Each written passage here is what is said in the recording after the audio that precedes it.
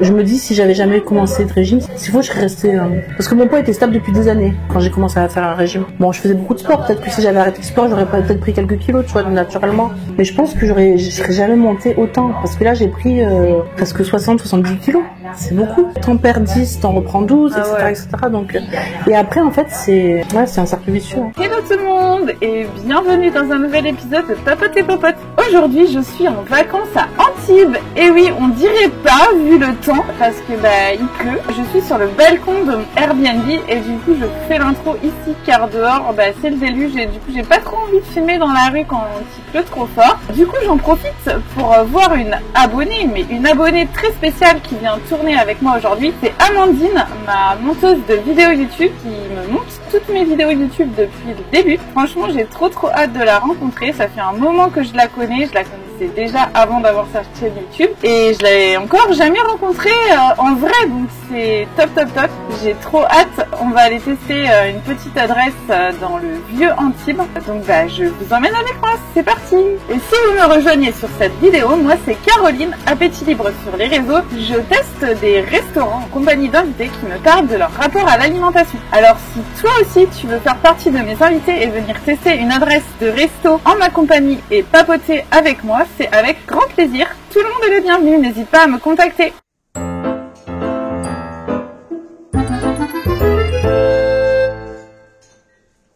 Alors attention, cette vidéo n'a pas été tournée le jour du tournage avec Amandine, mais voilà, la Côte d'Azur c'est aussi ça, le beau temps.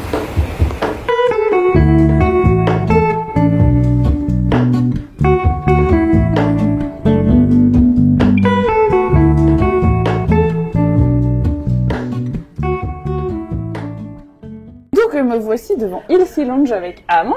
Hello. Coucou Amandine. Alors trop contente de faire cette vidéo avec toi. Ouais, je suis trop contente. La monteuse de toutes mes vidéos, donc de celle-ci incluse. Oui, ça va faire bizarre de se voir. Ah oui, j'imagine. Pour ceux qui te connaissent pas, est-ce que tu peux te présenter?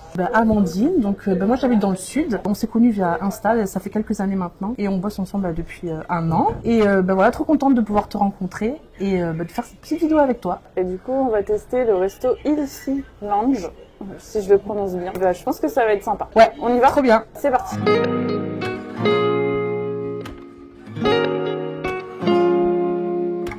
Et donc la première question, tu la connais par cœur?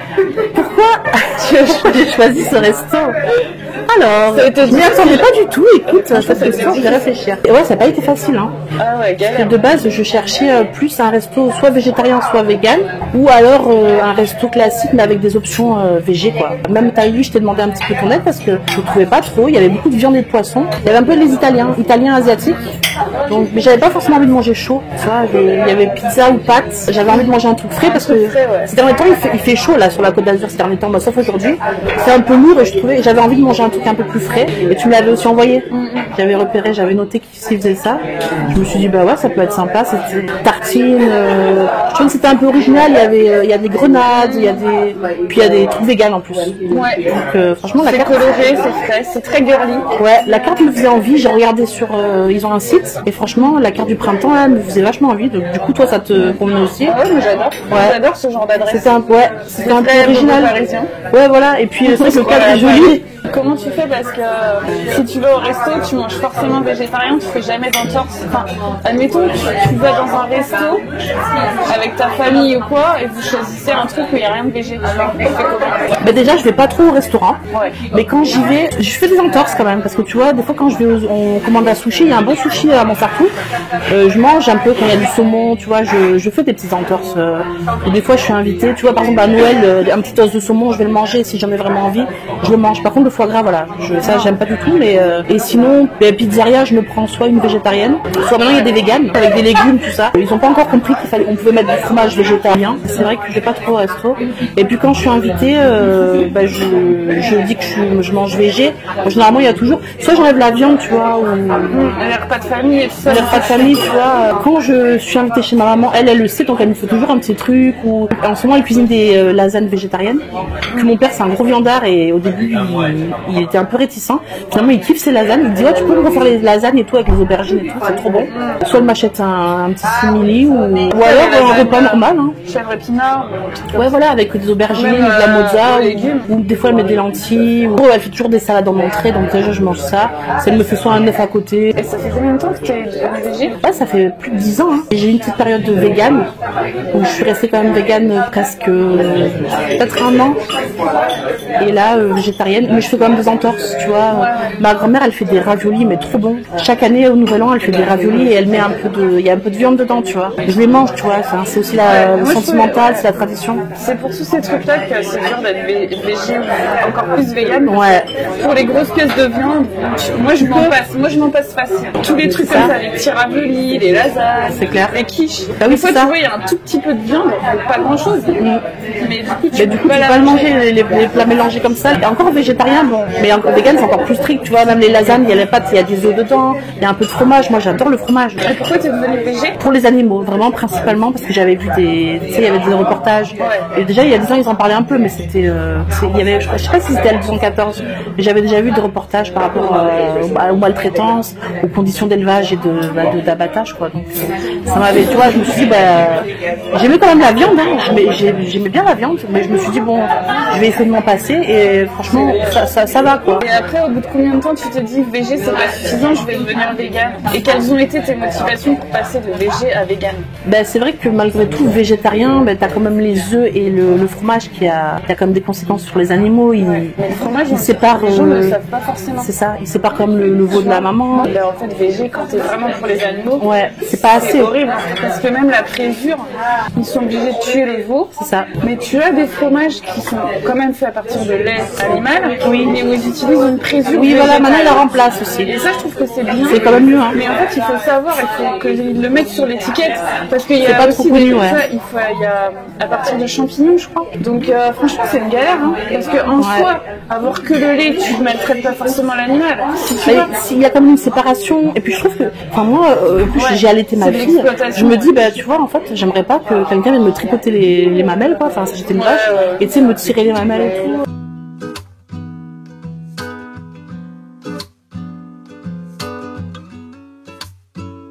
Bon app, hein. Ouais, bon app. J'aime bien quand c'est sucré-salé. Même la vinaigrette, j'ai l'impression qu'elle est un petit peu sucrée. Et les petits grains de grenade. Ouais, moi aussi j'aime. Ouais. Ça plaît pas à tout le monde. Maintenant, t'as une procédure des goûts culinaires. C'est ça, oui. Les gens, non, pas de sucré-salé. Ouais, c'est vrai. On a d'autres. Ouais, c'est assez trempé, quoi. Ouais. Moi, je pense que les gens qui n'aiment pas le sucré-salé, c'est qu'ils ont un a priori. Ils ont un a priori. Je pense à mon père, moi. Assez goûté. Ouais, parce que traditionnellement, en France, tu mélanges pas. Non, tu mélanges pas. Et en fait, c'est des gens qui sont trop conservateurs à dire ça. On est en France, on mélange. C'est ça, ouais, voilà. Moi, je pense que ma grand-mère, mon père, tout ça, et puis ils y goûteraient même pas, en fait. Tu vois, donc c'est vraiment c'est strict, quoi. C'est que tant que tu goûtes pas, tu peux pas savoir. Même mon père, quand tu lui dis ouais, c'est vegan, il va pas le manger. Tu es en train de me parler d'un truc. Le lait, oui, le lait. Enfin, tout ce qui est fabrication du fromage, etc. Sépare le veau de la vache, tu le sépares à vie. Ils sont obligés de le séparer dès le départ. Ça, c'est pour des questions au moins, ils ont plus de lait. Et puis le veau, ils peuvent aller le faire tuer pour gagner de l'argent, pour faire de la viande. C'est parce que c'est quand c'est dans des conditions industrielles. Oui, voilà. Parce que je pense que si t'es le petit producteur, que tu fais ton petit truc chez toi, tu peux très bien attendre que le veau il soit sevré naturellement. Oui, c'est vrai. Et après, tu continues à stimuler la vache. Ouais. Mais le sevrage, je sais pas combien de temps c'est, tu vois. Parce que toi et moi, on peut continuer à produire du lait indéfiniment sans qu'on nous sépare. Oui, tant qu'on est stimulé, on en a pas. Voilà. Si après tu gardes un enfant qui tète et qui tète jusqu'à. Ouais, voilà. Oui, je pense que c'est pour des raisons économiques. C'est comme les anciens coups, voilà. Donc, je pense qu'en fait, c'est aussi la façon dont c'est fait dans la grande distribution. Ouais, voilà. Mais après, l'élevage industriel, ça représente quand même 80% de l'élevage intensif. Donc après, il faut savoir peut-être quand tu vas chez le petit agriculteur ou si tu sais d'où ça vient. Ouais. Au supermarché, c'est pas forcément indiqué, tu vois. Mais après, ce qui est dur aussi quand tu es vraiment contre l'exploitation des animaux et la maltraitance animale, c'est que dans tout ce qui est ultra transformé, des fois tu peux avoir des œufs, du lait qui sont issus de trucs un peu comme ça. Ça, ouais. Et comment tu fais alors? Parce que admettons t'achètes un pain au chocolat industriel, il va y avoir des œufs dedans ou du lait. Des fois c'est vraiment des huiles végétales, tu vois. Il faut regarder derrière. Ouais, mais bon, faut regarder, mais bon. Admettons tu vas la boulangerie, tu te prends un pain au chocolat, il y a du beurre, quoi, du croissant, les vrais pains. Tu sais pas. Et puis, des fois, t'as envie de manger une bonne viennoiserie, parce que les trucs industriels, c'est pas forcément très bon. Enfin, moi, je sais que je préfère aller à la boulangerie. Entièrement d'accord avec toi. Et c'est vrai que c'est très restrictif, le régime végétalien. Et il y en a beaucoup qui disent, oui, vous êtes des égoïstes. Franchement, c'est une question de volonté. Vous faites passer votre plaisir avant la cause animale et tout, mais c'est pas si simple que ça, quoi. Non, c'est pas simple. Tout le monde ne peut pas. Enfin, déjà, c'est quand même une charge mentale. Déjà, tu peux pas aller à la boulangerie t'acheter un pain. Tu peux pas. Il y a plein de choix que tu peux pas avoir. Alors, il y en a qui y arrivent. Et déjà, si t'as un passif de restriction. À Paris, franchement, c'est à Paris, c'est facile, ouais, j'imagine. T'as des boulangeries. Il y a des pâtisseries, ouais. T'en as plusieurs. Je crois qu'il y en a une à Nice. Mais bon, je vais pas aller à Nice pour m'acheter. Si un jour je suis à Nice, je vais peut-être m'en prendre. Mais là, si je suis végane et je vais à la boulangerie, j'ai rien. Je vais m'acheter du pain. Je vais m'acheter du pain et je vais rentrer à la maison, je mets de la margarine dessus, de la confiture, quoi. C'est ça. Donc c'est restrictif quand même. Et c'est tout faut repenser son alimentation. Il y a aussi le côté des carences éventuelles. Enfin, si tu fais des courses, tu dois faire le repas. C'est une charge mentale, quoi. Tu as arrêté le véganisme à cause de ça? Parce que c'était trop compliqué? Parce que tu avais des carences, tu te sentais fatiguée? J'avais en fer, mais ça en fer j'ai toujours eu plus ou moins. C'est surtout que moi c'est vachement restrictif, quoi. Donc j'ai un peu lâché du lest, on va dire. J'ai quand même pour objectif, tu vois, de pas forcément de devenir végane à 100%, mais de diminuer. Déjà quand même je diminue pas mal. J'adore le fromage et j'ai pas trouvé encore d'alternative. Déjà c'est cher, et c'est vrai que c'est pas forcément. C'est quand même du fromage. Ouais. J'en mange moins, mais j'en mange quand même, tu vois. Moi j'ai un passé quand même avec beaucoup de restrictions, donc c'est quand même restrictif. Et ben ça peut. Il y en a qui font des crises après des compulsions sur le fromage, sur la viande. J'ai pas envie non plus de me bousiller la santé. Tu sais, on fait au mieux, quoi. Enfin, parfois on n'arrive pas, on peut pas. C'est pas une question de volonté, c'est que c'est dur en fait. À plein de niveaux, au niveau budget, au niveau santé, au niveau charge mentale. Surtout, les femmes souvent on doit faire le repas, on doit tout préparer. Et comment tu fais du coup pour ton mari et tes enfants? Tu leur fais végé aussi? Non, eux, mon mari non. En plus, mon mari, lui, il est de Tunisie. Donc eux, là-bas, ils ont une ferme. En plus, c'est eux-mêmes qui tuent les animaux. Moi, quasiment végétarien, il a été élevé comme ça. Et lui-même, il sait tuer les animaux, tu vois. Ouais. Donc, je vais pas l'interdire de manger de la viande. Quand je fais, par exemple, un couscous, je fais cuire dans la marmite. Et puis moi, quand je me sers, en fait, je mange que les légumes avec la semoule. Et je mets la viande à part. Lui, il y a le jus et tout, mais bon, je vais pas faire 2 marmites. En plus, des fois, mes enfants, ils ont pas envie de manger ça. Souvent, le soir, je fais 2 repas en plus. Je fais pour mon mari, parce que mon mari, il adore manger certains plats, épicés, etc. Quand je fais le couscous, je mets le piment que à la fin. C'est tout un micmac à penser, hein. Et mes enfants, des fois, ils veulent manger plus, entre guillemets, français, tu vois. Et moi, tu fais 3 trucs. Mais du coup, je sais pas. Parce qu'en fait, je peux pas vraiment manger exactement ce que je veux, parce que si je vivais toute seule, peut-être. Mais bon, après, je compose. Après, j'aime bien aussi les repas, les plats tunisiens. Après, mes enfants, ils mangent de tout, donc j'enlève la viande. Mais c'est hyper intéressant, parce que du coup, quand t'as connu ton mari, toi, tu savais pas cuisiner tunisien. Non. Donc t'as appris à cuisiner tunisien. Ouais. Et ça va, ton mari trouve que tu cuisines. Non, mais la harissa, tous les produits, t'arrives à les en fait, quand il va en Tunisie, ils ramènent en plus, ils ont des oliviers là-bas. Ils ont presque 1000 pieds d'olivier, donc on a la bonne huile d'olive. Ah, t'as pas besoin d'acheter d'huile? Pas d'huile d'olive. On ramène du couscous, la semoule de couscous, des gros packs. Je mettrai la photo des gros packs de concentré de tomates et le piment. En fait, c'est le piment là en poudre, des gros seaux en fait. Et du coup, j'ai tout ce qu'il faut à la maison, quoi. Ouais, c'est vraiment. La fois, je t'ai montré, mais c'était vraiment un petit pot. Moi, j'aime bien cuisiner, donc j'ai appris à cuisiner. T'as appris comme ça, en fait? En fait, j'ai appris comme ça. Appris parce que lui, il savait pas cuisiner. En fait, j'en faisais déjà un peu avant, du coup. Tu sais, je regardais les recettes sur Internet. Et ton fils et ta fille, du coup, tu leur fais de la viande? Ouais, voilà. Ouais, franchement, je vais pas les. Déjà, ma fille, elle aime la viande. Ma fille, elle a 13 ans. Elle a toujours mangé de la viande. Après, je la sensibilise un peu, tu vois, mais j'ai pas non plus envie. Elle est enfant. J'ai pas non plus envie de lui prendre trop la tête avec ça. Je pense que quand elle sera adulte, si elle veut après, quand elle achètera sa nourriture et tout. En plus, elle mange à la cantine. Moi, elle mange ce qu'il y a, quoi. Je vais pas l'interdire. Toute ma famille mange en plus. Elle mange du porc, du coup, tes enfants? Ma fille, oui.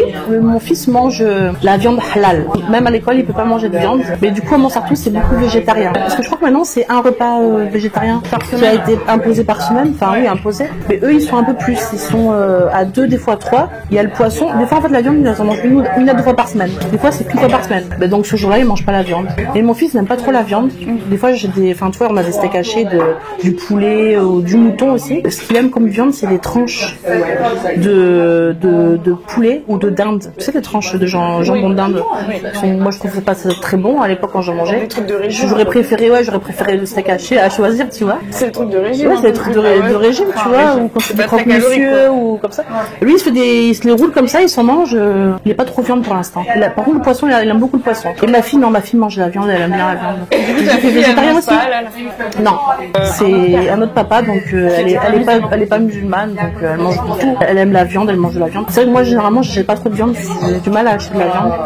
Généralement, mon mari va à la boucherie et il prend soit du poulet, soit des fois il va à la montagne aussi et il va égorger le mouton. Donc la viande, c'est de la viande de la montagne. Mais tu arrives à vivre avec cette idée que ton mari il égorge des ouais. Ça peut paraître contradictoire, mais parce que en fait lui il a pas eu la même vie que moi, ils vivent à la campagne, tu vois, ils ont vraiment une autre. Eux s'ils mangent, enfin pour manger de la viande ils vont pas au supermarché, nous en fait on va au supermarché, mais on serait sûrement pas capable de tuer les animaux, tu vois. Mais en fait eux ils sont habitués parce que s'ils font pas ça, ils ont pas à manger, donc tu vois, c'est vrai que c'est même lui quand je lui demande, il doit se blinder en fait, je pense, parce que en fait il aime les animaux, parce que je vois comment il les traite. Je sais pas si la dissonance cognitive doit se blinder sur. Après, je pense que la plus grosse maltraitance animale, c'est pas forcément d'abattre l'animal, c'est toutes les conditions. Ouais, c'est aussi avant. Dans l'industrie, comment ils sont entassés dans les hangars, qui sont dans leur. C'est ça, ouais. Là-bas, c'est horrible. Hein. À la ferme où ils sont, ils sont pas. Tu vois, ils sont à la nature, ils sortent tous les jours. Entre guillemets, ils ont une vie peut-être plus courte, un peu plus heureuse. Ouais. Même si je consomme pas non plus, tu vois, mais je trouve que c'est quand même mieux. Moi, c'est quand même beaucoup moins. C'est pas tant de les tuer, c'est comment c'est fait, comment ils sont traités avant. Parce que tu vois, même les poules qui font des œufs, on les tue pas forcément, on fait que des œufs. Mais t'as vu comment moi j'achète que des œufs bio? Elles sont toutes malades, elles sont entassées. En fait, t'as les conditions des poules là, en cage et tout, c'est horrible. Et puis elles sont stressées, même pour pondre autant d'œufs. Parce que je crois que de base, les poules, elles pondaient pas trop d'œufs. Bon, après, ils ont fait je sais pas, ils ont des croisements pour que les poules elles soient plus productives. Mais ça les fatigue quand même. Ouais. Après, moi, même le principe de tuer un animal, c'est vrai que j'ai quand même du mal de base. Ah oui, moi aussi, c'est sûr. Il y a des populations qui sont obligées de le faire pour vivre en fait. Et puis même, c'est pas facile d'être vegan. Hein. Et je trouve que les véganes, ils sont, enfin pas tous, mais ils ont beaucoup un discours très culpabilisant. Ouais. Il y a plein de gens qui voudraient mais qui n'y arrivent pas. C'est pas comme ça que tu vas les aider. Et puis ils sont beaucoup aussi, tu sais, soi-disant, le discours un peu santéiste, un peu orthorexique. Oui, soyez, tu sais, c'est un argument. Les véganes sont en meilleure santé, alors qu'en fait non, ça n'a rien à voir. Tu peux très bien. Tu peux manger vraiment de la junk food. Oui, voilà, c'est ça. Tu peux manger un peu vegan et puis même si tu manges entre guillemets healthy vegan, si à côté de ça tu refuses de sortir, t'es pas bien, t'as des pensées, en fait tu le vis pas très bien non plus, tu vois, et puis tu peux faire des compulsions à côté. Donc en fait ça veut pas dire ça quoi. Enfin tu peux très bien manger, être omnivore et être en excellente santé, et être vegan et être en mauvaise santé. Enfin ça l'argument. Être vegan pour sa santé, non, il tient. Non, je pense que c'est des personnes qui sont peut-être de base un petit penchant orthorexique et qui se rassurent en disant tu vois c'est pour ma santé et tout. Qui font un peu des jus, qui sont un peu dans cette mouvance. J'en ai connu un peu comme ça. Bon, après, ils le vivent bien et qu'ils sont contents, tant mieux, tu vois. Oui. Aussi, il y a l'argument grossophobe qui de dire les véganes sont, il y a moins d'obésité chez les véganes, il y a moins de surpoids. Ça, je l'ai vu à l'époque quand je traînais sur les forums, tu sais, véganes sur Facebook. Il y en avait plein qui sortaient ça. Et je trouve que des fois, ils ont un peu ce sentiment un peu de supériorité, tu vois, de dire qu'ils ont. Bon, c'est pas tous. Je vais pas non plus tous les mettre dans le même panier parce que c'est pas vrai, mais. Surtout que quand tu peux grossir en mangeant vegan, ça a aucun lien. Et pour eux, c'est un argument. Donc déjà, partir de ce principe, c'est grossophobe, quoi. Ah oui. Tout ça, ça a nuancé. Hein. C'est pas facile de changer son alimentation. Franchement, déjà, si tu t'en prends conscience, essaye de faire des petits efforts sur certains trucs. Ce qui est bien, c'est que tu goûtes des nouveaux aliments, par contre. Ah oui. Et tu vois, des associations. Genre mettre des grenades, j'aurais pas forcément pensé avant. Moi, c'est ça que j'aime bien dans les restos. Ça, j'aime bien. C'est qu'ils sont inventifs. C'est original pour essayer des nouvelles recettes. Ça, c'est le côté positif aussi que je trouve. Même si t'as eu des TCA avant et que t'essayes de devenir vegan, je sais pas si c'est possible. Mais ce côté-là d'essayer des nouveaux aliments, d'essayer des nouvelles recettes, ça c'est bien.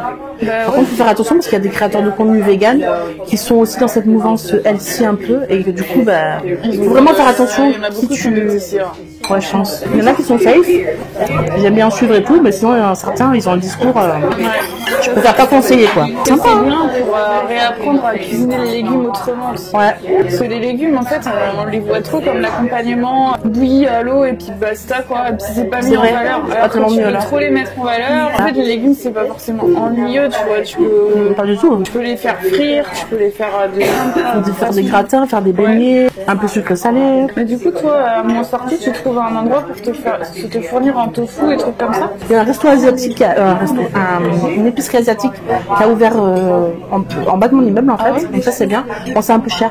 Après j'ai un Biocop, un magasin bio pas loin, donc j'y vais. Mais j'en mange pas, franchement je mange. C'est quand même malgré tout ça reste un petit peu cher quand même encore, même si c'est le tofu. Je trouve que des fois c'est le bloc c'est 3 euros, 4 euros. Moi je mange plus souvent des légumineuses. Et sinon j'étais abonnée à La Fourche, je me faisais livrer et ça c'était pas mal. C'est vrai que je prenais un peu plus en avance. Et du coup tu veux partager ton code promo? Oui donc je crois que je suis plus abonnée. La blague que je fais n'est pas sponsorisée, ouais. C'est pour voir ceux qui suivent, mais bon là on n'est pas trop à la fin. Ouais. Après tu peux faire aussi du sétan avec la farine. Ouais, tu peux faire le gluten, la farine de gluten ça s'appelle. Ça des fois j'en fais. Je me fais un gros bloc, je laisse dans le jus, je mets au frigo et je peux le cuisiner toute la semaine. J'aime bien me faire par exemple comme un peu sucré salé, un peu laqué, tu sais, des lamelles laquées avec un petit peu de sirop d'agave, tout ça avec des graines de sésame, avec du riz, tu vois ça c'est bon. Franchement c'est facile à faire, hein. Tu les coupes en tranches, tu les fais revenir un peu dans l'huile et après tu fais soit tu mets du sucre ou du miel ou si tu veux faire vegan du sirop d'agave, ça fait une petite sauce caramélisée pour au caramel en fait. Ouais. Mais par rapport à ton parcours et ton histoire, si tu veux raconter non pas du tout. Si tu veux raconter en 2 mots, non, en 2 heures. Moi j'étais un bébé, un petit enfant qui mangeait de tout. J'étais un enfant très facile. Je me servais une assiette de légumes, du poisson, vraiment j'étais que ce soit ma grand-mère ou j'avais une nourrice à l'époque qui me faisait des plats. Amandine elle mange tout, oh, c'est agréable. Oh, tu lui mets une assiette, elle mange tout. Elle a bon appétit, c'était vachement valorisé. Donc il n'y a pas de souci et tout. Donc je mangeais bien, je grandissais bien. J'étais quand même assez grande pour mon âge. J'ai toujours été un peu plus grande. J'ai toujours été un peu au-dessus des courbes, je pense. Mais je crois que c'est à partir de la maternelle et j'ai aussi regardé sur mon carnet de santé à partir de 5 ans où le médecin a commencé à écrire poids à surveiller, tu vois. Parce que je pense que j'étais au-dessus des courbes, il me semble, ou peut-être à la limite. J'étais grande aussi. En fait, si bien en taille qu'en poids. Ouais, voilà. En fait, tout le monde me donnait toujours plus que mon âge. Au moins 2-3 ans. Amandine, elle est grande. Ah oui, elle est en maternelle. On dirait qu'elle est au primaire et tout. Bon, en plus, je suis née en janvier. J'étais un peu plus âgée que mes camarades. Et en fait, j'ai des souvenirs, tu vois, de la maternelle ou à la cantine. C'était les dames qui servaient. Elles parlaient entre elles et puis elles disaient, Amandine, faut faire attention, faut pas trop la servir. Ou sa maman nous a dit de faire attention. Et j'avais entendu, tu vois. Alors, je sais pas si c'était pour me resservir ou pour le premier service. Il fallait pas trop me servir, mais j'avais entendu ça, tu vois. Et tu sais, j'avais peut-être 4-5 ans. Et je pense que ça a coïncidé à la période où le médecin avait dit ça, tu vois. Parce que ma mère, la pauvre, elle savait pas trop. Elle avait un peu peur, je pense, tu vois. Et t'avais des frères et sœurs? J'avais ma petite sœur, du coup, parce qu'elle a 5 ans. Mon frère était pas encore né, ouais. J'étais l'aînée. Ah oui, donc ta mère, elle avait pas de comparaison. Elle avait pas trop de comparaison. Je pense qu'elle a dû un peu paniquer. Après, on a parlé à mon père. Je pense que, voilà, ils ont un peu dû avoir peur. En soi, moi, quand je regarde les photos, je suis normale, tu vois. Je sais pas. Je suis un petit peu ronde, mais je suis grande. Je pense pas qu'ils m'ont pas mis au régime, tu vois. Mais c'est de la surveillance, c'est des petites réflexions, c'est fait attention. Et je me souviens que je mangeais en cachette. J'avais un peu ce sentiment de honte, tu vois. Donc je me dis c'est pas normal. Maintenant que je suis maman, je vois mon fils. À 5 ans? Ouais, voilà, j'étais en maternelle. Donc j'imagine pas mon fils. Mon fils quand il a faim, il me dit maman j'avais faim, donc tu vois il prend tout dans le placard ou je le sers. Je me dis quand même c'est tout. Enfin, je me dis j'avais déjà, tu vois. Et puis même quand les personnes parlaient, je me sentais honteuse en fait de mon. Il y a quelque chose qui va pas, je mange trop, je suis trop. Il y avait un truc qui allait pas en fait. En fait, c'est vrai que sur mes vidéos et tout, on a souvent dit les enfants au régime c'est toxique et tout. Ouais. Mais ça commence avant en fait. Je pense que dès que tu stigmatises un enfant sur sa façon de manger, c'est ça. Et c'est toxique, même si tu le restreins pas. Ouais, en fait. Parce que je pense pas avoir été mise au régime, tu vois, parce que mes parents ils auraient pas fait ça. Mais c'est des petites réflexions. J'ai eu le fameux, mais ça c'était plus tard, le fameux cadenas sur le frigo. Ça je l'avais eu, mais bon, je devais être en primaire ou au collège. Mais tu vois, j'ai pas été vraiment mise au régime, mais soit je mangeais pas assez pendant le repas pour montrer que je faisais comme tout le monde, parce que ma soeur, elle avait un petit appétit que moi. C'est une petite mangeuse. Donc peut-être que je me comparais un petit peu, ou je me rappelle plus trop. Mais je sais que des fois, le soir, j'avais faim. En même temps, elle est plus petite que toi. Ouais, voilà. 2-3 ans de Ouais, voilà, différence, tu manges pas la ouais, même voilà. chose. Même en grandissant, elle a toujours été un peu plus petite mangeuse que moi. Puis elle avait un peu des soucis de santé, donc elle mangeait un peu moins, elle avait de l'asthme et tout, donc naturellement, elle mangeait un peu moins, tu vois. Mais je me souviens que je me levais le soir pour aller manger parce que j'avais faim. Mais je pense pas qu'on me restreignait, c'est soit moi qui essayais de juste manger ce qu'on me donnait et pas en redemander. Par contre, en cachette, j'allais prendre parce que j'avais pas eu ma quantité, tu vois. Mais en fait, comme t'entendais les discours comme quoi tu mangeais trop. Ouais, voilà. Bah toi, Je pense que je m'adaptais. Le matin, quand j'allais à l'école, j'ai jamais déjeuné. C'est surtout quand j'étais en vacances, quand j'étais toujours nouée, j'avais toujours le ventre noué. Bon, le matin, j'ai jamais mangé, moi. Donc aussi, ça joue parce qu'en fait, quand tu manges pas le matin, du coup, t'as plus faim. Donc le midi, bah, je mangeais ce qu'on me donnait à la cantine. Et je me rappelle que là, c'était quand j'étais au collège, je me rappelle, je me faisais des sandwichs. Et ma mère me disait, mais tu manges pas à la cantine? Je dis, bah, en fait, j'ai faim, quoi. Elle me dit, mange une pomme et tout. Je dis, bah, non, j'ai faim. En fait, vu que je ne déjeunais pas le matin, bah, le goûter il était plus grand parce que en plus je faisais du sport. 2-3 fois par semaine, je faisais du sport. Donc bah forcément, j'avais faim, enfin, je sais pas. Puis j'étais grande, j'étais formée très tôt. Et j'ai été réglée, je crois que j'avais 10-11 ans. Ah ouais. Donc j'étais déjà formée, j'étais déjà grande. Ah ouais, tu vois, j'étais grande, hein. avec les autres. Mais j'étais plus grande que tous ceux de ma classe, même les garçons. Même ma fille maintenant, elle a 13 ans. Elle fait 1m70. Ah ouais. Elle est grande, elle a quasiment ma taille. Et elle est formée, elle a une taille d'adulte en fait. C'est un poids, une taille d'adulte. Je pense que voilà, c'est la morphologie en fait, tu vois. Vous êtes comme ça, ouais. C'est ce que tu veux faire. Il y a des gens qui sont petits, il y en a qui sont grands. Ta fille, elle a bon appétit, du coup? Ma fille, elle a bon appétit aussi, ouais. C'est pour ça que maintenant, bah, je suis un peu plus vigilante sur ça, parce que elle aussi, elle a eu le fameux, faut faire attention, surtout avec l'infirmière scolaire. Moi, j'étais pas là quand elle a eu tu sais, une fois par an, elles ont le rendez-vous médical. Et du coup, poids à surveiller, faut faire attention au grignotage. C'est vrai? Alors les grignotages déjà, c'est quoi des grignotages quoi? Est-ce que c'est un goûter? Est-ce que c'est un encas? C'est quoi un grignotage? C'est quand tu grignotes un peu toute la journée comme ça? Bah c'est pas un encas. C'est ça en fait. Ouais voilà donc. J'ai dit mais c'est bizarre toi tu grignotes pas Mila, pourquoi elle a mis ça et tout? Toute la journée au collège elle mange pas. En plus le matin. A priori c'est encore. Ouais, le matin elle mange pas. Elle mange à la cantine. Quand elle rentre à 16h ou 17h à la maison, elle goûte. Et après elle mange le soir, tu vois, mais elle grignote pas. C'est pas une trop une grignoteuse ma fille, elle mange. Bon, elle a un bon appétit par contre elle mange. Après elle grignote pas, tu vois. Donc je pense que pourquoi elle a mis ça, tu sais? Elle a dû peut-être se dire bah elle doit grignoter ou c'est un truc que tu mets automatiquement, tu sais. C'est pour ça que je suis un peu vigilante par rapport à ça parce que j'ai pas envie que après les complexes malheureusement, je peux faire tout ce que je veux, voilà quoi. Mais elle a des complexes déjà? J'ai pas l'impression, mais des fois tu vois, il y a des remarques sur son corps de certains de mes proches. Et je lui dis par contre, tu lui dis pas ça. Ah ouais. Par contre, je lui dis pas ça en face d'elle parce que ça peut la complexer. Et moi, par contre, c'est vrai que quand elle dit ça à chaque fois, je suis un peu sur la défensive, tu vois. Je dis mais sa morphologie en fait, il y a pas à faire attention ou quoi. En plus, tu vois quand même, elle mange de tout. Elle a jamais été difficile pour manger. Donc ça, on est bien content quand ils sont petits, qu'ils soient. On a toujours des compliments. Ah ben elle mange de tout et tout, c'est bien. Et puis quand elle commence à être peut-être un peu plus ronde, ah ben là il faut restreindre quoi. Bah, faudrait mettre d'accord. Hein. Bah oui c'est ça. Après elle fait pas de sport. Moi à l'époque je faisais du sport. Elle a jamais voulu faire de sport. Moi j'étais entre guillemets forcée à faire du sport. La maternelle. Ouais, mon père il me disait, il voulait que je fasse un sport. Pourquoi? Bah en fait, je sais pas si c'est parce que par rapport à mon poids du coup, il s'est dit peut-être ça va un peu compenser. Tes frères et sœurs aussi, ils les a forcés? Mais du coup, mes frères et sœurs aussi, ils voulaient qu'ils fassent du sport. Ouais, donc je me dis, c'est peut-être pas que ça. C'est peut-être que. Après, c'est vrai que le sport, je trouve que c'est bien. Tu vois, mais après, si vraiment ma fille, tu vois, elle a jamais voulu faire de sport. Elle a essayé le foot, elle voulait faire du patin à roulettes aussi. Après, ça lui a pas plu, j'ai pas insisté, tu vois. Ouais. Mais mon père, il me disait, de toute façon, tu vas trouver un truc qui te plaît, fais du sport. Au début, j'ai fait du judo. J'étais forte en plus, mais ça m'a pas trop plu. Après, j'ai fait du tennis. Et après, en CM1, j'ai découvert le handball. Et ça, j'ai adoré, tu vois. Du coup, j'ai dit, bah, mes parents, ça, j'aime trop le hand et tout. Donc, du coup, ils m'ont inscrit dans un club de hand. Et ça, après, j'ai continué, tu vois, pendant des années, quoi. Collectif, quoi. Ouais, voilà. Enfin, après, c'était peut-être le hasard, tu vois, mais j'ai bien aimé. Après, j'ai été en sport-études. Au lycée, j'ai fait mes 3 années de lycée en sport-études. Donc, tu vois, j'avais quand même un bon niveau. Ouais, c'est exigeant, ça, non? Ouais. Ouais, j'avais tous les soirs, on s'entraînait. J'avais 2 heures de sport par jour. Alors, 1h30, 2 heures tous les soirs. Et le week-end, on avait les entraînements avec notre club.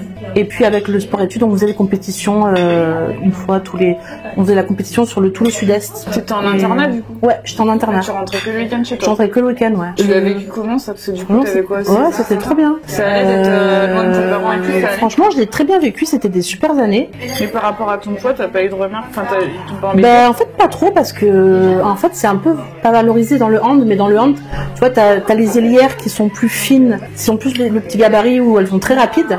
Et après, t'as les arrières comme moi, ou des fois les pivots, qui sont un peu plus grandes, un peu plus costauds. Et en fait, c'est complémentaire. On a besoin un peu tu vois, donc peut-être il y a des sports comme la danse où vraiment il faut tout séparer. Mais le hand, tu vois, c'est comme le basket, je pense, ou le volley. Il y a des gabarits différents et ça va, quoi. On m'a jamais demandé de...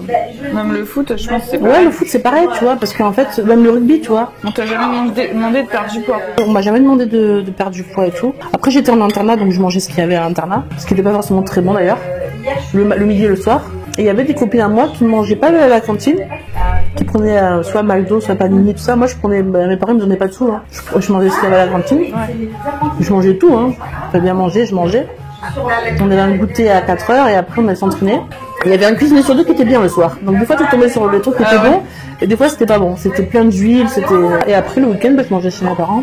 Ouais, donc tu faisais pas des extras. Donc en fait j'allais jamais au McDo, tu vois. Et il y en a tous les midis, tu vois, à la cafétéria ils prenaient un panini. Au niveau calorique je pense qu'on mangeait pareil, tu vois. Moi c'était un peu plus classique. À l'époque je pensais que j'étais vraiment très grosse. En fait quand je regarde des photos, je crois que je faisais 1m75. Ouais, 1m75. Tu pourrais mettre tes photos? Je montrais des photos du coup.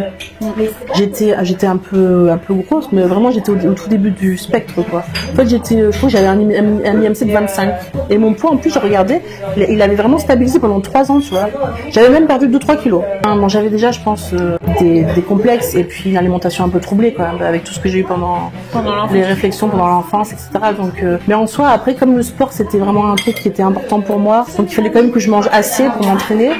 Les restrictions non, je peux pas me restreindre, quoi. Je peux pas te restreindre quand tu fais du sport de haut. Enfin, s'il y en a qui le font, mais nous non. Quand t'as un sport à catégorie de poids ou un sport artistique, la danse, là en fait t'es à un level. Voilà, le patinage artistique et tout. Ça te gênait pas en fait pour faire du sport? Ben non, parce que déjà, même malgré mon poids, j'étais quand même été sélectionnée pour intégrer le sport-études. J'avais quand même un bon niveau. Et puis j'ai progressé, j'ai pris mon muscle en endurance.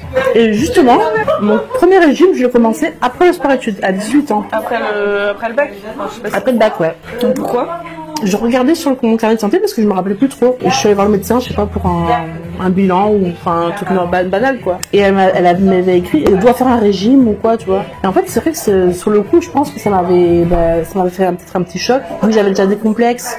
Et vu que je me disais, maintenant, je suis plus en internat, donc je peux un petit peu, entre guillemets, modifier mon alimentation, tu vois. Et plus mes parents, mon père, lui, il était ok pour que je fasse un régime. En plus, j'allais courir tous les jours. Donc pendant les 2 mois d'été, j'ai fait mon régime strict. Justement, les fameux blancs de dinde. Je mangeais ça avec... vraiment, c'était tous les jours la même chose. J'avais faim toute la journée. Je faisais mes abdos le matin, je mangeais ça. Après le soir, j'allais courir pendant 1 heure. Pendant 2 mois de vacances, c'était ça. Hein.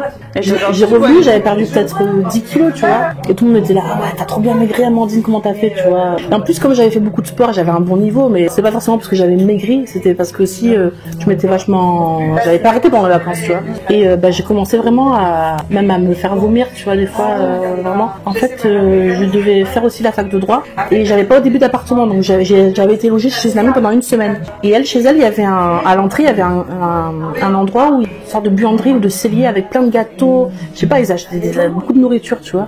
Donc quand j'ai vu ça, et puis à un moment sa mère elle était partie et j'étais toute seule dans l'appartement. J'ai fait une compulsion parce que j'ai dû me tellement restreindre pendant 2 mois et tout. Je pense que j'avais jamais fait de compulsion de ma vie. Et tu vois, j'ai mangé peut-être 1 ou 2 paquets de gâteaux et après je me suis fait vomir, tu vois, dans les toilettes. J'ai caché les paquets et j'étais trop mal. Et là, vraiment, ça a commencé Donc après, t'as fait de la boulimie, tu penses? Après? Ouais, après, du coup, j'avais mon appartement à Toulon. Et en fait, j'avais pas forcément non plus trop d'argent pour faire de courses. Je mangeais à ma faim, mais je pouvais pas tellement faire de crise de boulimie, tu vois. Ou alors, des fois, au lieu de m'acheter un repas normal, je m'achetais un petit truc de Twix, là. Je mangeais ça pour un repas, tu vois. Et du coup, là, j'avais une alimentation qui était totalement désordonnée. Et à côté de ça, en plus, je jouais au club à Toulon. En plus, dans un niveau assez élevé. En National 1, c'est quand même pas mal, tu vois. Ah ouais. Et je faisais mes études de droit. Je suis restée que 2 mois après, je suis rentrée parce que ça se passait pas très bien. Le droit, ça m'a pas plu et je suis rentrée dans les Alpes-Maritimes chez mes parents. Et bien après, ma vie, ça a été ça, hein, de faire des régimes, faire des rééquilibrages. Ouais, voilà, depuis 18 ans, quoi. Donc ça marchait, je perdais du poids. Franchement, je faisais le yo-yo. Et des fois, alors je suis allée voir des diététiciennes. Parce que souvent on dit oui parce que t'as fait un régime trop strict. Et si t'avais fait un rééquilibrage alimentaire, ça aurait été mieux. Ça aurait peut-être été un peu moins destructeur, mais c'est pareil en fait. Moi j'ai vu des diététiciennes aussi, tu vois, des trucs un peu adaptés, En fait, j'ai manger. l'impression que les rééquilibrages alimentaires, t'en fais un quand t'as déjà fait des régimes drastiques. C'est En ça. fait, souvent, tu vas pas faire un rééquilibrage alimentaire en premier parce que, imagine, tu veux faire ton premier régime, tout ce que tu veux, c'est perdre du poids Ouais, c'est rapidos ça. et que ça soit terminé quand tu connais rien. Du coup, tu vas pas faire un rééquilibrage alimentaire, c'est Ouais, pas voilà, vendeur. c'est ça. C'est pas vendeur. Toi, ce que tu veux, c'est perdre tes kilos. Ouais. Donc bon, tu vas faire le régime ananas ou je sais pas quelle connerie. Et puis après, c'est au bout de plusieurs régimes que tu te rends compte que ça marche pas. Donc là, tu te dis ouais, ok, peut-être je vais faire un rééquilibrage, être plus modéré. Alors que bah après, plus les années passent, plus tu te rends compte que bah ni les régimes Oui, ni voilà. les rééquilibrages, rien. Peut-être que tu commences par un rééquilibrage et que t'en fais un dans ta vie. Ça peut Ça marcher. marche. Je pense. Ça Je peut-être, pense hein. que les gens modérés, peut-être, qui n'ont jamais fait de régime de rien, Ouais. qui se disent bon, on va faire un rééquilibrage, peut-être. Mais moi, tous les gens que je connais, enfin les personnes grosses, elles ont Oui, toutes fait voilà. plein de régimes, quoi. Et puis souvent, quand t'as beaucoup de kilos à perdre, enfin, Bah oui, tu te dis, kilos, ouais, c'est- si j'ai un rééquilibrage c'est alimentaire, je vais relatif. passer 10 ans à faire moi. Voilà. Si je perds 1 kilo par... Du coup, ouais, peut-être que si t'es une personne mince de base, enfin, mince entre guillemets, t'as juste 2-3 kilos à perdre, Ouais, voilà. tu te dis bon allez, je fais un rééquilibrage, et puis 2-3 kilos c'est rien, enfin c'est rien. Enfin ça peut, quand t'as un poids bas, ça peut te Ça faire peut, vriller. quand même. Je me dis, si j'avais jamais commencé de régime, si j'avais jamais voulu perdre de poids, s'il faut, je serais restée... Parce que mon poids était stable depuis des années, quand j'ai commencé à faire un régime. Bon, je faisais beaucoup de sport, peut-être que si j'avais arrêté le sport, j'aurais peut-être pris quelques kilos, tu vois, naturellement. Mais je pense que je serais jamais montée autant, parce que là, j'ai pris presque 60-70 kilos. C'est beaucoup. Donc t'en perds 10, t'en reprends 12, etc., ouais. etc. Donc, et après, en fait, c'est un cercle vicieux. Hein. C'est pour ça que moi, ma fille, je lui dis... Elle le sait, ta fille, que t'as fait tout ça? Je peux dire. ouais, elle sait un petit peu l'histoire, tu vois, mais tu sais, on parle un peu même de manière générale. Je dis vraiment les régimes, même les rééquilibrages alimentaires. Même dans ma famille, il y en a qui font des détox de sucre, il y en a qui font des régimes, tout ça. Je lui dis franchement, je lui explique un peu que c'est à quel point c'est toxique, quoi. Qu'il n'y a pas besoin de faire ça, en fait. Si t'es à l'écoute de ton corps et que tu manges. En plus, nous, c'est qu'on a de la chance parce que moi, j'ai une éducation alimentaire très variée. Ma grand-mère, elle c'est une cuisinière, elle cuisinait beaucoup. Mon papa, il avait un potager. Ma grand-mère, elle a un potager. Ouais, voilà, Eux, ils avaient ma grand-mère, elle était encore, je l'ai connue. Elle avait le poulailler, elle avait des animaux, tu vois. Donc, je mangeais vraiment de tout, tu vois. Même le rééquilibrage alimentaire en soi, c'était déjà équilibré. Tu vois. Peut-être qu'au niveau des quantités, et je pense que des fois, peut-être que je mangeais un peu vite et je faisais peut-être un peu d'hyperphagie prandiale, Ouais, mais tu du vois. coup, c'est pas faire un régime qui va régler ça. Voilà, c'est ça. Je pense qu'il aurait ça fallu. Et ce qui m'a déclenché ça, c'est justement de manger un peu en cachette. Peut-être que j'avais tendance à manger un peu plus vite quand t'as honte de manger, tu sais. Mais le rééquilibrage alimentaire, non, c'était pas ça qu'il fallait travailler. C'est ça que dans les discours un peu ambiants et qu'on entend partout, en fait, t'as rien qui te dit écoute-toi, écoute tes sensations. Parce que quand on parle de sommeil, par exemple, souvent dans les magazines féminins, ils te disent quand même au premier signe de fatigue, allez vous coucher. Tu vois, il y a ça comme conseil. Dans les trucs, en matière de sommeil, les gens ont quand même compris que ça servait à rien de dire couchez-vous à 22h quand vous sentez que vous avez les yeux qui piquent, machin, et que vous baillez, allez vous coucher. Après, c'est vrai que en sommeil, ils disent quand même faut se lever à heure fixe, etc. Ouais, voilà, ça, je pense qu'il y a quand même. Il y a un sommeil réparateur entre telle heure et telle heure. Et par contre, en matière alimentaire, t'as pas ça. T'as jamais. En fait, ton corps, il est fait pour savoir manger, en fait. Même les bébés, justement, mon fils à la naissance, enfin le premier rendez-vous chez le pédiatre, soi-disant il était trop gros. Je l'allaitais exclusivement. Elle me disait, bah non, il est trop gros. Faut couper avec des biberons d'eau, faut donner un peu d'eau et un peu d'allaitement, tu vois. Moi, je me suis dit, bah non. Et puis j'avais peur que ça perturbe un peu, tu vois. Puis même la tétine, le bébé des fois ça le perturbe. Je dis, bah non. Puis les recommandations de la Lucellic, c'est l'allaitement exclusif et tout ça. Elle me disait, ah bah oui, mais la Lucellic, ils prêchent pour leur paroisse. Hein. Je dis, mais même l'OMS, il dit ça, tu sais. Elle fait, oui, mais oui, c'est ça. C'est une association. Et je suis allée voir une autre pédiatre, je l'ai pas fait. Hein. C'est que mon fils, maintenant que je regarde les photos, il était vraiment bien rond, tu vois. Il était bébé. Je peux dire, on a des formes de visage. Tu vois, il y a des gens, ils ont des visages ronds, d'autres, ils ont des visages fins. Alors, que tu peux avoir un visage rond et être, comment dire, mince, tu vois. Oui, voilà. Mais après, c'est vrai qu'il avait des petits bourrelets, tout ça. C'était un gros bébé. Après, il était grand aussi. Et après, en grandissant, dès qu'il a commencé à marcher à 1 an, même quand il commence à faire du quatre pattes, il s'affine. Moi, je me suis jamais inquiétée. Hein. Ma fille, elle a toujours été un peu au-dessus des courbes aussi. Elle a grandi, voilà. Et je veux surtout pas qu'elle fasse de régime ou qu'elle essaie quoi que ce soit, tu vois. Vu que moi, j'en ai souffert, j'essaye de préserver ça, de Mais bon, pas que moi qui fait qui fait l'influence, quoi. Bah oui, c'est sûr. Parce qu'à l'école... Il y a l'école, il y a un peu Internet, même la famille, tu vois, la famille, ouais. Les discours dans la famille. Parce que toi, t'as pas réussi à convaincre ta famille de l'alimentation intuitive. Moi, je suis pas trop crédible, tu vois. Parce que tu vois, quand t'es gros, en fait, tu parles de ça, l'alimentation intuitive, il faut écouter son corps. Bah toi, tu t'es bien écouté, hein. Alors que non, bah tu m'as très bien connu toute ma vie, j'essaie de maigrir. En fait, quand t'es gros, t'es pas tellement crédible pour parler d'alimentation intuitive pour les gens. Ouais, pour les gens, parce qu'en fait, les gens, ils ont que le critère poids dans leur tête. Oui, voilà, c'est ça. En fait, ils pensent pas à l'apaisement mental que ça procure. La démarche, c'est pas le poids. La démarche, c'est de se foutre la paix dans sa tête. C'est ça. Mais pour eux, ils ont le critère premier, c'est le poids. Après, moi, je pense que, par exemple, tu vois, mon père, lui, c'est un mangeur intuitif, tu vois. Des fois, je pense que pour la forme, il fait des petites réflexions, mais ça, c'est un peu, demain, je fais régime, hein, tu vois. S'il a envie de manger, tu vois, il rigole comme ça, mais demain, s'il a envie de manger une salade, il mangera une salade. S'il a envie de manger un truc un peu plus riche, il mangera, il mange ce qu'il veut, en fait, hein. Ma mère, pareil, elle fait, ma mère, elle est un peu plus ronde. Faut que je mette au régime. Elle dit toujours ça, mais elle a jamais fait de régime de sa vie. Oui. Je pense que c'est un plus. peu l'ancienne génération. Elle voudrait perdre du poids, tu vois, mais en fait, elle déjà, elle aime manger. Elle veut pas se restreindre, en fait. Des fois, elle me dit, ouais, je me suis fait une petite salade, mais j'ai dit, mais t'avais envie de la salade. Donc, en fait, ça correspondait à son envie, donc tu t'es pas forcé à manger la salade, tu vois. Et en fait, je pense qu'il y a aussi le fait que dans les médias et tout, en fait, ils en rajoutent trop sur la dangerosité d'être en surpoids et en obésité. Du coup, ça fait un peu trop peur, en fait. Tout le monde a peur. Et du coup, je pense qu'il y a des parents qui s'inquiètent aussi par rapport à ça. Il y a des parents qui s'inquiètent, c'est tellement alarmiste. Mais en fait, il n'y a pas que le poids. Tu vois, ils oublient d'autres critères. Faire du sport, avoir une alimentation équilibrée. J'ai sorti de sport-études, j'ai mangé varié. On mangeait fait maison, des plats, beaucoup de légumes. Moi, j'ai toujours aimé manger de tout. Franchement, j'avais une alimentation qui était équilibrée, quoi. Après, j'avais bon appétit, mais je faisais beaucoup de sport. Oui, peut-être que j'ai de bon appétit de base. Il n'y a pas de souci, mais après, quand mes cousins, ils avaient bon appétit, ils mangeaient beaucoup. Tous les dimanches, on allait chez ma grand-mère, c'était je me suis pété le bide et tout, tu vois. Eux, ça passait, quoi. Et quand t'es une fille, c'est un peu différent, quoi, aussi, quoi. Ah bah oui. Tu fais pas des concours avec ta cousine de qui c'est qui va manger le plus. Ah oui, voilà, c'est ça, quoi. Moi, j'ai plus d'appétit que mon mari. Lui, il mange pas beaucoup. Enfin, pourtant, c'est un ouvrier, tu vois, mon mari, donc il dépense quand même beaucoup de calories, mais il a un petit appétit. Je mange plus que lui, tu vois. Et ça, tu peux être un peu complexé aussi. Pour manger plus qu'un homme. Ouais. Après, mon mari, moi, il m'a jamais fait de réflexion sur mon poids. Quand il m'a connue, j'étais grosse. Il aime bien. Non, il est pas trop gourmand. Il aime pas trop tester des nouveaux trucs. Non. Franchement, lui, c'est ses repas tunisiens. Des fois, je lui dis, je te fais ça, non. Et des fois, ma mère, quand elle l'invite, je dis, mais toi, tu manges ce que ma mère te fait, et moi, quand je te le fais, tu fais la fine bouche, quoi. Non, lui, c'est vraiment les plats tunisiens. Il aime bien, de temps en temps, l'été, manger une petite glace. C'est son petit, le genre, tu vois, lui, il mange tous les matins la même chose. C'est la psissa, tu vois, c'est une poudre, un peu de céréales et d'épices, qui mélange avec un peu d'huile d'olive et de l'eau. Ça fait un petit peu une pâte énergétique. Tu vois, il mange ça avec un yaourt, voilà, c'est ça, ou avec un œuf, tu vois. Et après, il va manger du couscous. Un peu genre des ragoûts, ils font beaucoup de ragoûts avec le mouton, avec des légumes ou des haricots blancs, de la shakshuka, ou du poisson four. C'est pas un foodie. C'est pas un foodie, lui. Hein. Ah, ça devait être dur quand t'essayes de sortir du TCA, d'être avec quelqu'un qui aime pas trop manger, c'est compliqué.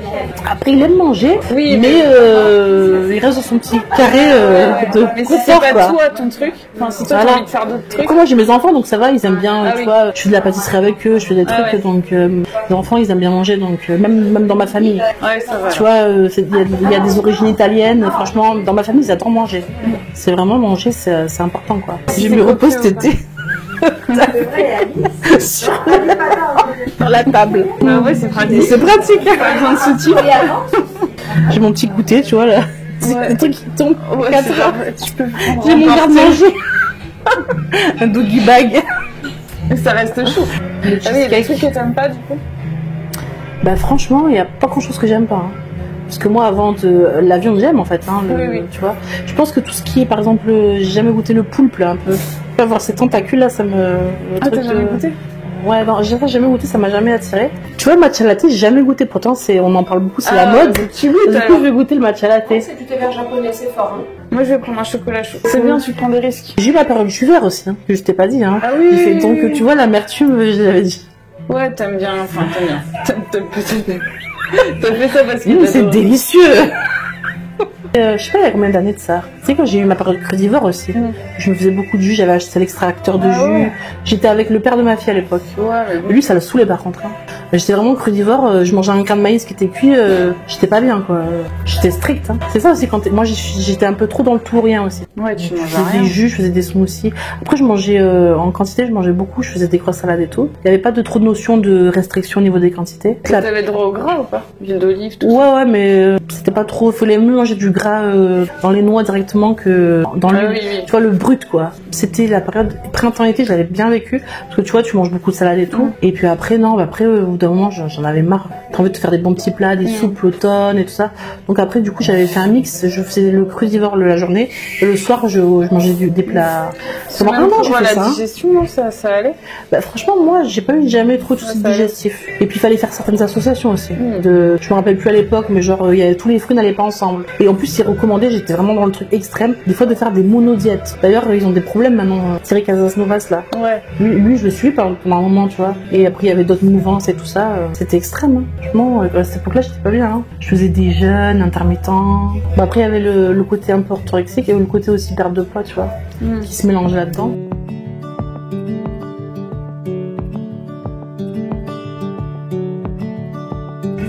Bah alors j'espère que tu vas aimer le matcha. Bah écoute, on va voir, hein. C'est la deuxième fois que j'en prends, mais c'était sous forme de cookies la première fois. Dans les questions légères, ton plat préféré? Mon plat préféré, mais tu sais que ça j'ai réfléchi, parce que bon, je connais toutes les questions forcément, mais je sais pas quoi. Parce que moi je pense que mon plat préféré ça va être un plat de ma grand-mère, qui a le côté aussi sentimental, et puis ma grand-mère elle cuisine trop bien. Elle est d'origine italienne, moi elle fait des plats français aussi. Donc sur les petits farcis, elle fait des gnocchis maison. Du coup tu manges de la viande quand tu manges des petits farcis. Ouais mais en fait c'est mon plat préféré, maintenant je mange plus. Et j'en ai vu à Monoprix ce matin, des petits farcis. Mais tu peux faire végétarien. végétarien, ouais tu peux faire végétarien aussi. À Monoprix. Ouais, c'est vrai que maintenant j'en mange moins, mais ça reste quand même Madeleine de Proust. Soit les lasagnes, soit c'est raviolis, soit c'est gnocchi, soit ça pissaladière. C'est trop dur de choisir, mais ça serait un plat. Un truc du sud. Un truc du sud, ouais. Ou les panis. Après, j'aime bien le couscous aussi. Et ton type de cuisine préférée? En fait, c'est vrai que j'ai pas trop goûté de cuisine différente parce que je vais pas trop au restaurant. Mais j'aime bien la saveur sucré-salé. Je pense que la cuisine asiatique, il y a certains trucs que j'ai goûté, j'aime bien. Mais sinon, cuisine italienne ou provençale ou méditerranéenne. Tu vois, tout ce qui est feta, aubergine, Grec. les grecs, même le houmous. Tu vois, toutes ces petites préparations, j'adore. Et bec sucré ou bec salé? Les deux. Bec sucré salé. Non, franchement, bec salé, je pense. Même quand j'étais petite. Ma grand-mère, à chaque fois, elle me raconte que quand j'étais petite, j'allais dans son frigo et tu sais, les camemberts avec les petites portions, là. Je mangeais les camemberts et je mettais tous les papiers sous son tapis du salon. Du coup, quand elle faisait le ménage, elle retrouvait les papiers et au début, elle voulait m'enlever la croûte du camembert parce qu'elle disait, ah, c'est fort et tout pour Amandine et tout. Je me mettais à pleurer, je voulais tout manger. Mais t'as un dessert préféré? J'aime bien le cheesecake. J'aime bien le chocolat. Donc, un fondant au chocolat ou genre tiramisu. Bon, après, là, tu m'en dis un, mais voilà. Une belle tarte aux pommes aussi. Un peu comme moi. Même le carotte cake, j'aime bien. Bah, les fleurs, c'est beau, mais un peu bizarre. Il y a beaucoup de mousse. Si tu veux goûter le chocolat chaud, tu me dis si t'aimes pas. C'est pas trop amer. T'aimes bien? Franchement, il est bon, hein. Je te le ferai goûter, ouais. Tu veux goûter ce côté-là? Si tu veux goûter le mien aussi. Ouais. Ils sont pas sans. Ah, s'ils sont un peu. Ah oui. Il est un peu sucré. Ouais, il est corsé, ouais, c'est vrai. Ah, il est corsé, mais je trouve qu'il y a un peu de sucre quand même. Tu vois, avec le lait. La fleur, elle passe pas. Ah oui, les fleurs, faut les virer parce que. Ça a pas tellement goût, la fleur, en fait. Juste un peu de texture. Ouais, c'est plus le décoratif. Mais c'est beau. C'est très joli. Même le mug, il est joli. Ouais, le mug, il est beau. C'est un peu truc magique. T'as vu ce qui est écrit sur la cuillère? This is food porn. Ah bah oui, bah écoute, pourtant pour elle ici, ça va pas ensemble. Bah ouais. J'aime bien sur leur site, c'est écrit nourriture gourmande des scènes. C'est marketing. Il faut dire que sur la Côte d'Azur, je pense que les gens ils sont très proches de ce qu'ils mangent. Je pense ouais, pas mal hein. Peut-être moins qu'à Paris. Il y a un haut niveau de vie. Il y a un peu le culte du corps. Mais à Paris, je pense que c'est contrebalancé parce que t'as la culture food aussi. Ouais, non, et puis t'as aussi beaucoup de gens très précaires. Voilà, c'est ça. En fait, si tu prends toute la banlieue, tu fais une moyenne de Paris intramuros t'es de la banlieue, Ouais, ça s'équilibre. en fait, t'as à mon avis aussi beaucoup de manger intuitif. Enfin, les gens qui habitent en banlieue, enfin vraiment qui sont précaires. Après, tu sais, j'avais vu les études, même ceux qui sont en précarité, Ouais, il faut quand même attention. ils développent, ouais, ils font attention et puis ils développent aussi des compulsions. Par exemple, le jour où ils ont l'allocation, où ils ont leur salaire, ils vont faire les courses et comme ils sont restreints tout le mois, le jour où vraiment il y a les placards qui sont un peu plus remplis, ils ont tendance à faire des compulsions, tu vois. Donc même s'ils sont pauvres, ils développent aussi des comportements. C'est comme le réel que t'as partagé aujourd'hui là sur le mec qui disait. Non, l'obésité, c'est Ah parce oui, que tu manges trop de calories. C'est très réducteur. Je pense que oui, à un moment donné, pour grossir beaucoup, t'as oui. mangé plus de calories, mais c'était suite à une restriction en fait. Oui, et puis Donc, tu cherches pas à savoir pourquoi en fait. Et puis tu peux être très gros et manger 2000 calories par jour. Ton poids il est stable pendant des années, tu restes tout gros en fait. Donc, Bah oui. Puis là, après c'est complexe. Hein. Ça dépend des métabolismes, il y a des maladies, c'est génétique, c'est multifactoriel quoi. Dans son commentaire, il a dit que c'était multifactoriel. Il a parlé, c'est pour ça que je pense à la précarité. Parce que tu sais, oui, c'est pas cher les carottes au kilo, mais va te nourrir avec des carottes en fait.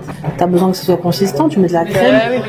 C'est pour ça en fait que faut pas regarder le prix au kilo, faut regarder les calories au kilo. T'es plus tenté de prendre un truc qui est consistant et de faire rajouter de la crème, du fromage. Tu vas peut-être pour le goût t'as acheté un peu de légumes, mais c'est pas ça que tu sais dans les banques alimentaires. Des fois t'as pas non plus forcément trop le choix. Donc comme je disais, t'as pas le matériel pour cuisiner, t'as juste un micro-ondes chez toi, faut pas trop aller loin. Hein. Je pense que t'as d'autres préoccupations que T'as des préoccupations, hein. Ce qui fait que voilà, c'est ça. t'as pas la charge, enfin La vie elle est dure. t'as pas la, bah oui. C'est un luxe de s'intéresser. T'as deux boulots, peut-être t'es monoparental, t'as peut-être des problèmes perso. J'aime bien cuisiner, mais quand je suis un peu déprimée tout ça, du coup j'ai moins envie de faire je fais des courses, mais je suis un peu en mode automatique et j'aime pas. Et je cuisine vraiment des trucs vite fait ou des fois quand je peux je commande, tu vois, une pizza ou des sushis. Alors que quand je suis bien, je vois de suite la différence. Pourtant moi j'ai pas toutes ces problématiques, donc j'imagine même pas eux à leur place. C'est tellement condescendant de dire ah oui c'est facile de bien manger. On vit pas la même vie. Voilà, je pense que si les personnes pouvaient, elles aimeraient bien manger plus diversifié, ça leur fait pas plaisir. Hein. Et puis prendre soin de sa santé, c'est aussi un luxe parce que et tout le monde aimerait bien être en bonne santé, mais il y en a, tu cumules des boulots ou tu galères ou quoi, malheureusement c'est pas la priorité quoi. Ouais, puis il disait quand tu travailles de nuit ou quoi, est-ce que t'as envie d'aller faire du sport la journée? Enfin, tu veux pas en fait, la journée tu peux que tu dormes. C'est super bon. Tu vas me voir dans mes stories, bonjour, je suis un petit matcha aujourd'hui. Devant mon ordinateur. J'ai des fleurs entre les dents. Non, c'est bon, t'as vu ça. Donc voilà, bienvenue sur la Côte d'Azur. Donc pour la conclusion, ça sera on the door. Merci d'avoir regardé cette vidéo jusqu'au bout. N'hésitez pas à la liker, la partager, la commenter et à vous abonner. Du coup, Amandine, où est-ce qu'on peut te retrouver? Eh bien, vous pouvez me retrouver sur Instagram au nom de Amandine Folavoine. Sinon, j'ai mon compte pro YouTube Preneur. J'espère que t'as bien aimé, t'as passé un bon moment. C'était super bon. On se dit à la prochaine. Et ça m'a fait trop plaisir de te rencontrer. En vrai, la prochaine fois, tu viendras à Paris. Moi, ça sera moi qui monterai à Paris. Ouais. Je t'attends de pied ferme. Ça marche. On se dit à la prochaine vidéo. Bye bye.